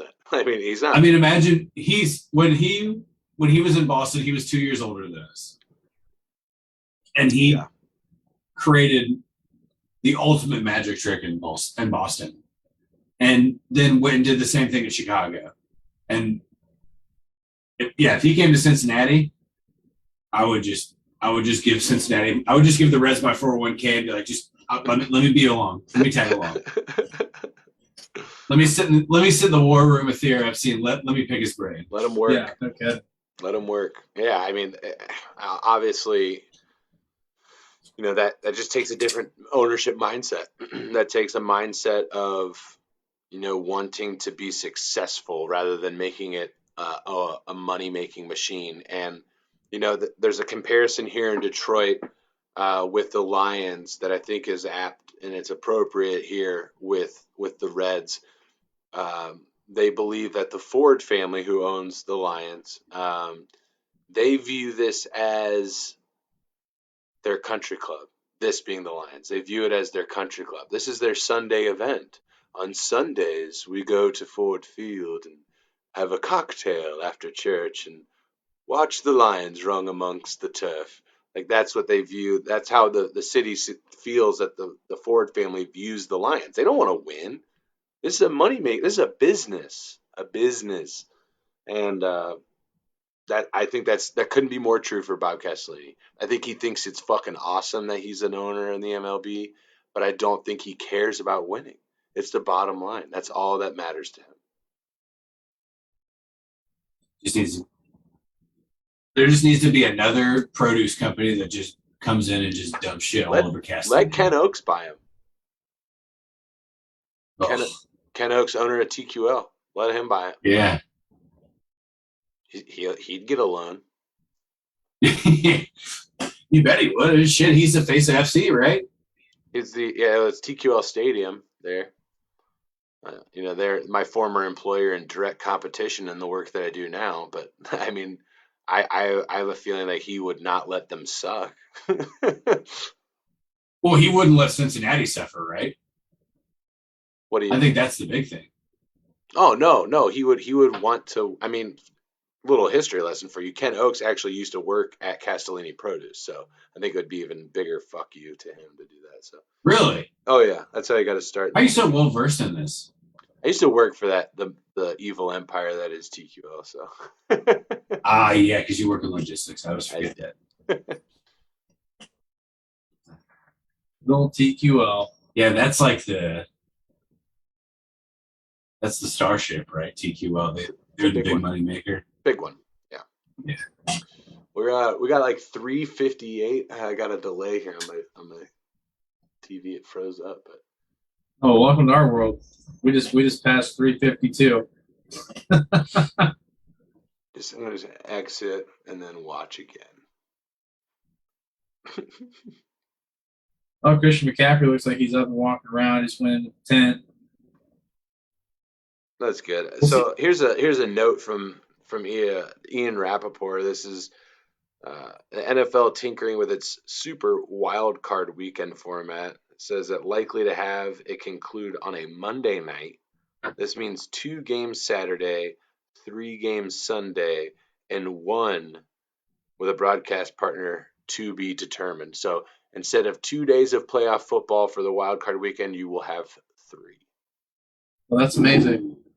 I like that. Yeah, I'll give you one guess at who I think the Monday night partner is going to be. Amazon. Ooh, I like that. That. Not where my head was, but that's where I went. It's going to be. I think it's going to be ESPN. That makes more sense. Monday Night Football, But I like. I was just thinking Amazon because they're getting their skin into the NFL game now. Yeah, the Thursday night games. I think there's probably about 6 or 7, if not more, of the Thursday night games are broadcast on Amazon Prime. If you have Prime, you can watch it. But I think next week, good time to plug. Next week, this same motley crew, the same trio right here, will be coming live for the Bengals Jaguars Thursday night game. It is going to be a charity fundraiser event. We're raising for Covenant House, Michigan, and it's going to be an awesome time watching the game. I might go to Kirkland, or I might go to Costco and get some Kirkland margaritas. Who knows? I might get crazy. Maybe I'll work remote Friday. Who knows?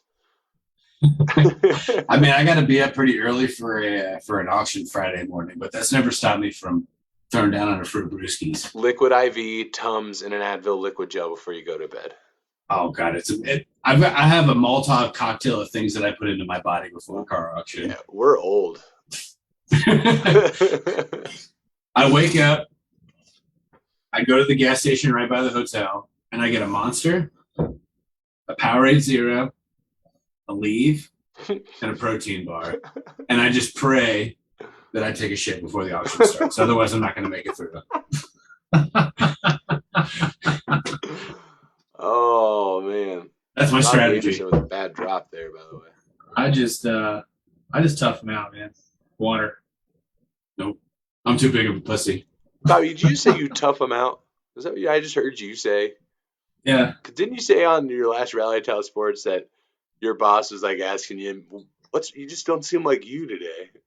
No, yeah, I toughed it out. I went to work. I was hungover your ship when I was there. That's toughing it out. That is toughing it out. Even if you're feeling soft about it, and I didn't puke. Good for you. I'm just kept on. 2-minute warning. Not like death. Dialing it in. Sorry, that was a little TMI chat. Well, they got a little sideline into baseball, but that was fun. I don't normally get to talk that with you guys. So I appreciate you us going down that road there. Yeah, you hit my. I'm real sensitive on the contract extension with David Bell. People have been just firing shots at me left and right about it. How do you feel? How do you feel, Todd? What are your thoughts? It's like, I'll tell you. The moment that was posted, I got like 4 text messages and 7 Facebook messages. Did you see it? Did you see it? Did you see it? Yeah. Yes, I fucking saw it. Leave me alone. Was that C. Trent? I follow him on Twitter, and I quote tweeted him and said, "It's not April 1st. You're not allowed to say these things." That David Bell is extended. So currently we're looking at a spread right now of Panthers minus 11.5, a little live betting for you degenerates out there. 11.5 seems a little high right now, in my opinion. It does. You got I mean, considering there's only been 1 score in this game. And no McCaffrey. No There's no McCaffrey now. No McCaffrey. The over-under is 30.5, though. That seems low. No? Am I crazy? Yes, for that spread it is. Corey, I don't know. You're a gambling man. Did you see the Vegas odds for which head coach is going to get fired first? I did. That's a great topic. Yeah, Zach Taylor. 7-2 odds right now that he's going to 7-2 odds. That Zach Taylor will be the first coach fired this year. I think he was the top option, if not near the top, before the season started. So I don't think that's much of a change, but aptly timed introduction there. If the Bengals took their first loss, and every person in Cincinnati felt like the world was fucking ending. So, but I mean, is that realistic though? Do you think the Bengals actually fire their coach mid-season? They've never. I don't think I've ever seen them do that. I think if it gets to the point where it's impossible for them to win 7 games, I think you fire them. That's fair. I think you give him an opportunity to win 7 games. You go out. If he goes out and wins 7 games this year, I think he should keep his job. I'm of the opinion that continuity is huge, particularly for a developing quarterback. Let's also remember that this defense has been completely retooled since Marvin Lewis left it in shambles. shambles. Marvin Yeah, it was a Lewis travesty. was a defensive. Oh, Sam Darnold just got absolutely fucking exploded in the backfield. Yikes. Sorry. Marvin That's Lewis coming was now. hired as a. Oh, God. I love it. I love it. I love the delay. It's beautiful. I'm getting the replay right here. Yeah, a lot of big meat coming up on there, Sammy D. But but Marvin was hired as a defensive-minded coach and, a linebacker specialist, actually.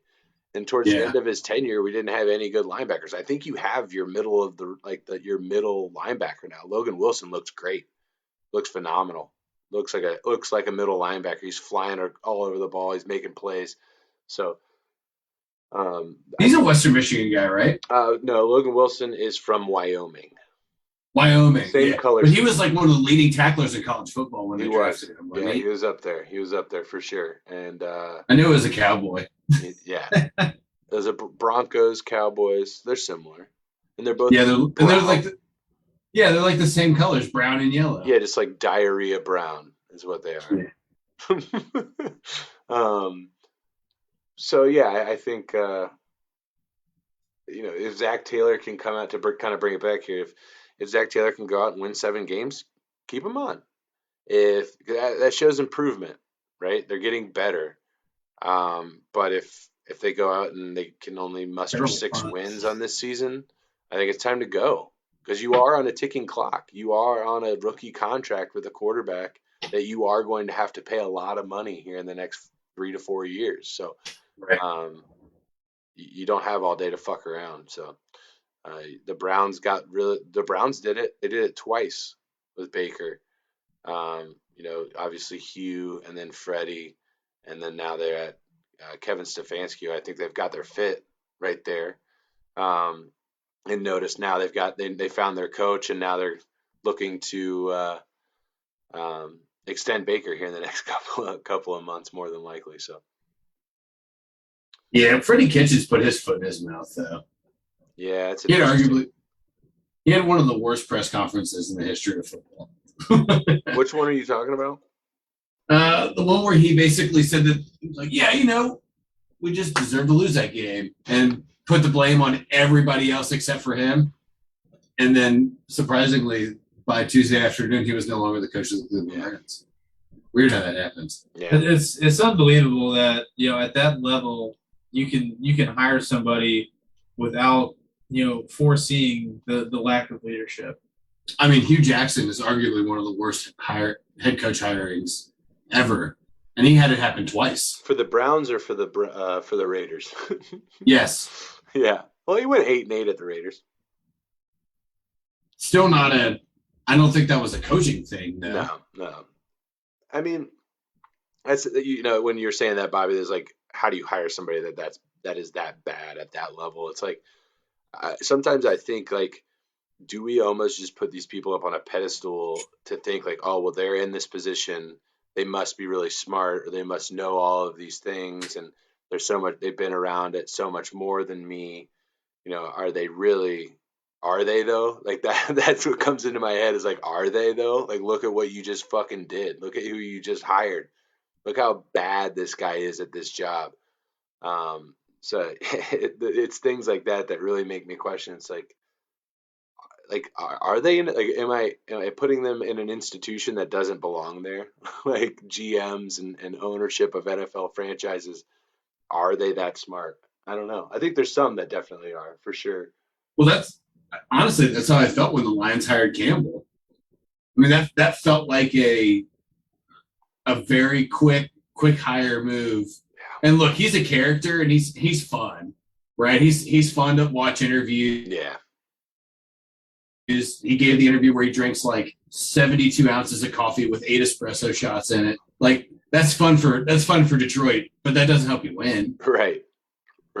Yeah, and I think the feeling here in Detroit is that, generally speaking, though, they like Dan Campbell because he's not a coach speak guy. Matt Patricia is a coach speak guy, where, like, oh, well, we just got to get our pad level right. And, we got to do the fundamentals and just have to get back to the film. And da. Like, he's not saying anything, but he's saying everything without really coming across with a meaning. Whereas Dan Campbell just is kind of a upfront guy, and he just tells you what he's thinking, and he tells you how he feels, and that he loves football and that he wants to be successful, whether or not he's got the X's and O's part or the motivation or the scheme or the coaching staff around him. He definitely doesn't have the fucking players around him, I'll tell you that much. But if he's, whether or not he's got those other things, I think you got to give him 2 or 3 years, right? You can't just, I'm not a fan of firing somebody unless they like just walk up and kick a child in the face. Like, I don't think you should fire a head coach after one season.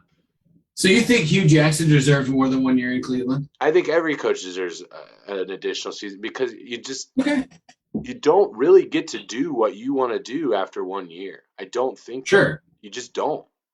You're inheriting somebody's pile of dog shit most of the time. Yeah, I mean, I would almost compare that to like my time at Enterprise, right? Where, if I went and took over a location that was absolutely struggling, it's going to take me a year to correct all the behaviors and get out of all the ruts that the previous management had instilled in that location. And then year 2 is really my first year as, this is my deal. These are my numbers. I own my shit. Sure. Yeah. So I would definitely compare that to being an NFL coach. Like, you definitely need at least 2 years under your belt, to really see, how good you are as a coach and what you're made of. So get in the fucking end zone, Brandon. I just want to say, you're commenting on that Brandon Cooks. I just want to say that's an absolute amazing route by Brandon Cooks. That motherfucker was open.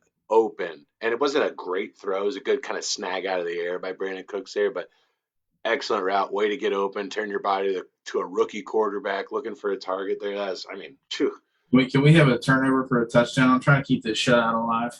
Dude, that was a good real-life comparison, though, by the way. Yeah.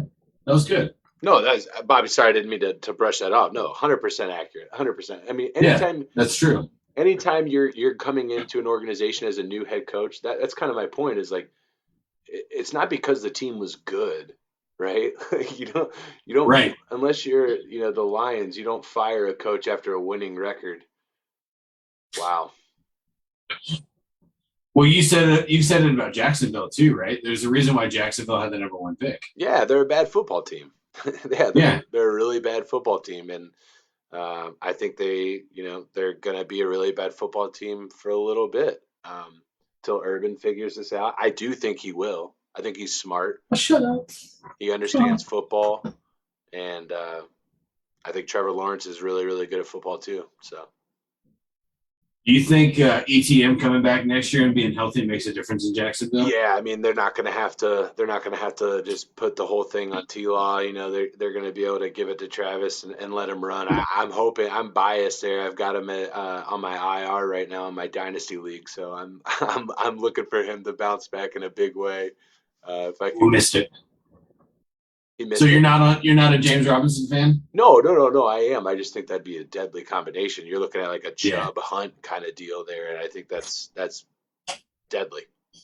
Yeah, I think so. We talked about it Tuesday. I don't know if you were watching.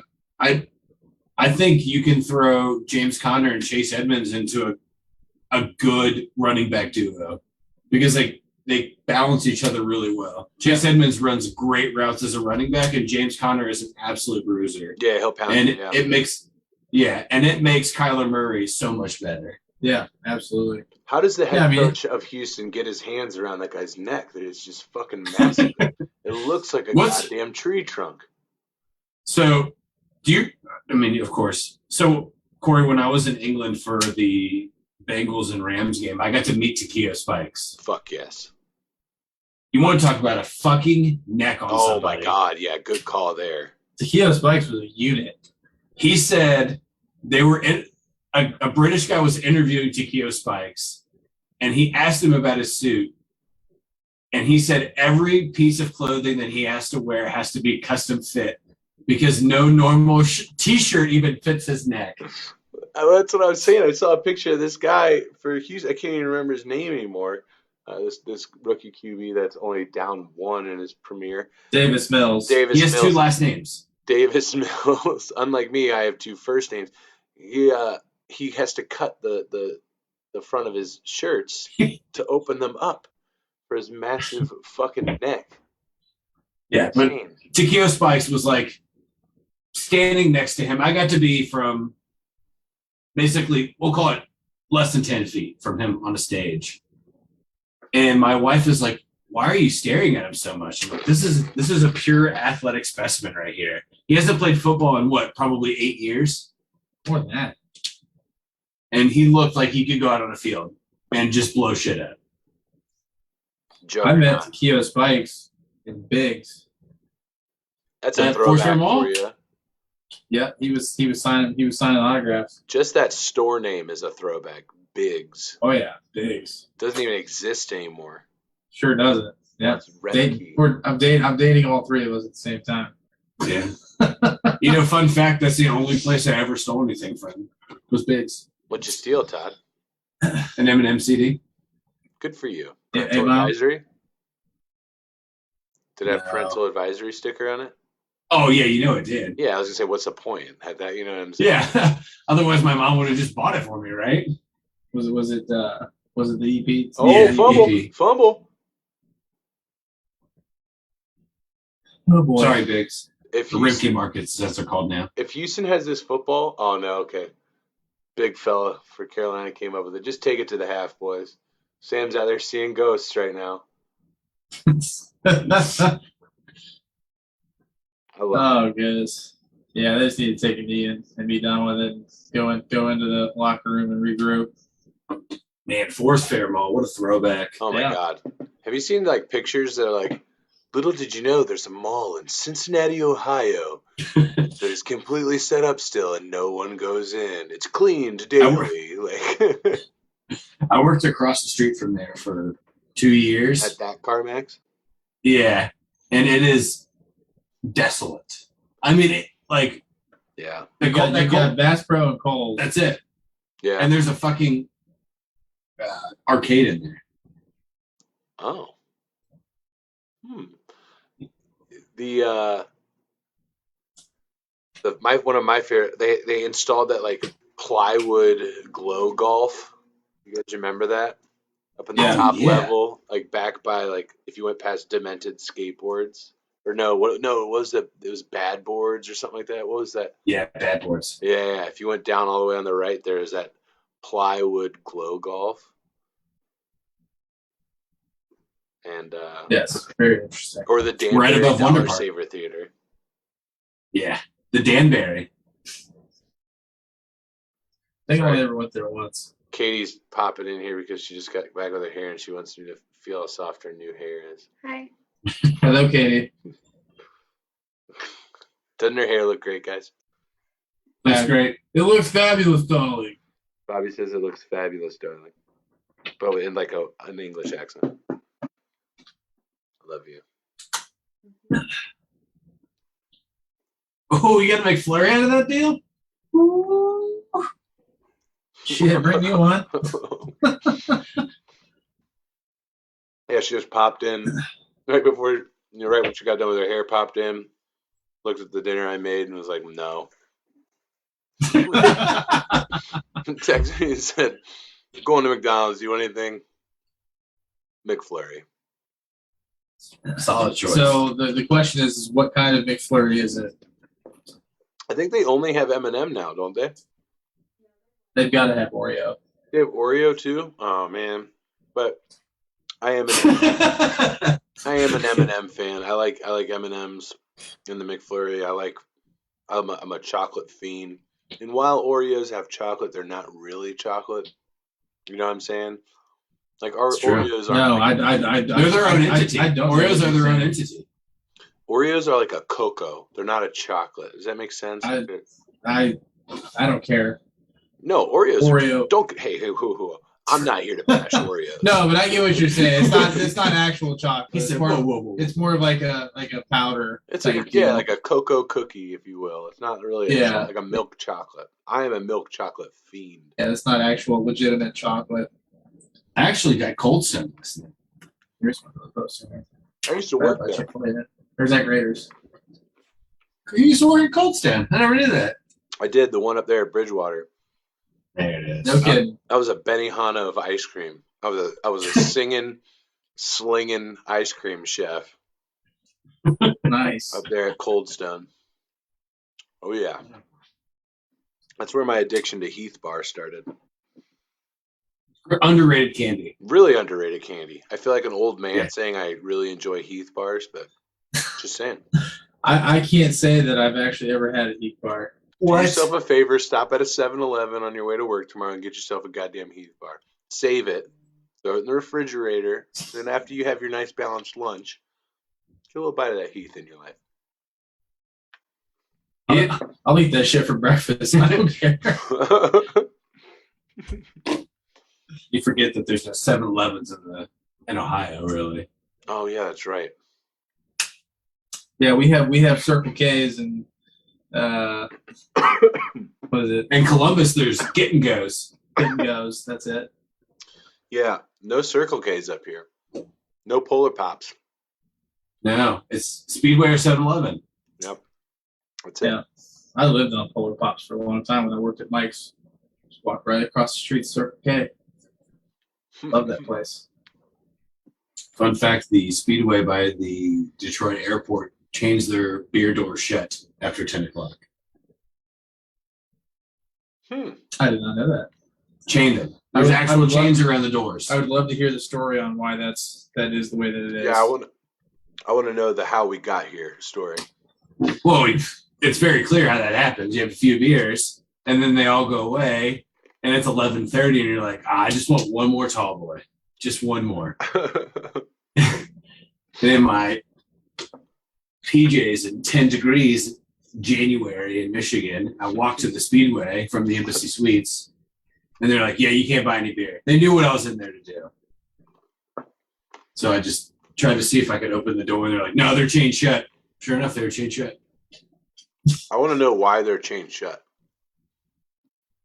I don't know. That's the why. But then I had... Yeah, that's kind of what I was getting at. Is like, why do they chain? They said they stopped serving beer after 10, like gas stations. It's a goddamn lie. Well, the Speedway in Romulus does. And I was very upset. I had to buy 3 beers at the hotel, and that was $23. They're the best beers of your life. They're ice cold. It was worth it that you couldn't get them. I earned these $7 Labatt's. That's what they were. They were Labatt's. That's all they had left. It was either Labatt's or Bud Select. Those were my 2 options. Yeah. Yeah. You made the right call. Labatt. Flip a coin. There's nothing better than a nice tall Labatt. They're pretty tasty. July, Michigan afternoon. Either that or a Molson anytime I'm at a Wings game. Oh, yeah. Yeah. That's awesome. Got to go Canadian-y. That little downtown area of Detroit is made with all of the stadiums and arenas. It's actually pretty nice. No, it is great. Obviously, the Joe was a staple. Joe Louis Arena, where the Red Wings played, was a staple in the city. And a lot of championships there. Going back a long time, but the new arena, I hate the name. I think Little Caesars Arena is the dumbest fucking name. Like, if you're gonna name it Little Caesars Coliseum Pizza. or something, like do some, I get that. Right. The family that owns the Wings also own Little Caesars, so that's why. But, Yeah. And the Tigers, but yeah, there's the Little Caesars, Ford Field, Fox Theater, Comerica. They're all right there in the same little area. It's pretty cool. It is. We would go to Tigers games on occasion. It's a nice and one ballpark. Red Wings game. Massive. At least the field is. I love Tiger Stadium. That little I've never been. It's a good place to watch baseball. Yeah. Not a lot of bad really seats. Nice. Not a lot of bad seats, that's for sure. Yeah. All right, man. Well, I think we're gonna have to wrap it up here. We're at 2 hours here, boys. Almost. Yeah. We'll leave you guys to watch the second half of the football game. Appreciate everybody coming out tonight and listening to our pick'em. Sorry, I was not more colorful this evening. That's okay. I've got a big day on tap tomorrow at work, so need to make sure we've got a clear mind going into it. Clear eyes, full hearts, can't lose. Can't lose. But no, Corey, thanks for joining us, man. Absolutely. For those Appreciate of you guys here, joining. please follow Line to Gain. Go check them out. We're going to be doing this every week. Next Thursday, we will all three be in different cities. Different The states. Tri-City Extravaganza. Is it not The different Tri-City states? Todd, are you going to be in West Virginia? Yeah, different Yeah, states. 3 We'll states. all be in different states. Yeah. It's the Tri-State Extravaganza. Speaking of Cincinnati Bills, we should just get those air balloon shirts and have like Tri-State Extravaganza put on there and have cartoon heads on the back and it has like a little heart around it. I did have a. Do you want to put a friendly wager on tap for the Bengals Steelers game? Ooh. Yeah, you know. A friendly wager. Okay, that's fair. So I'll make it simple. You have to wear Steelers gear on the pickup next week if they lose. Done. Vice versa. And I will wear Bengals gear. I'm going to give you my smallest Bengal shirt to wear. Oh my God. I can't wait. You're gonna see all this if they lose, which they won't. Love it. Well, again, everybody, thank you for watching Line to Gain. If you don't already, follow Rally Towel Sports. We are going to be live with them again Thursday night, week from tonight. Charity fundraiser event, Bengals Jags Thursday night football. It's going to be awesome. So again, thanks for everybody for watching tonight, and thank you to you guys again for having me on your stream. As always, it's a pleasure, sir. Until we meet again. I'm sure I'll be talking to you guys soon. Yes, sir. Yes, sir. Peace out,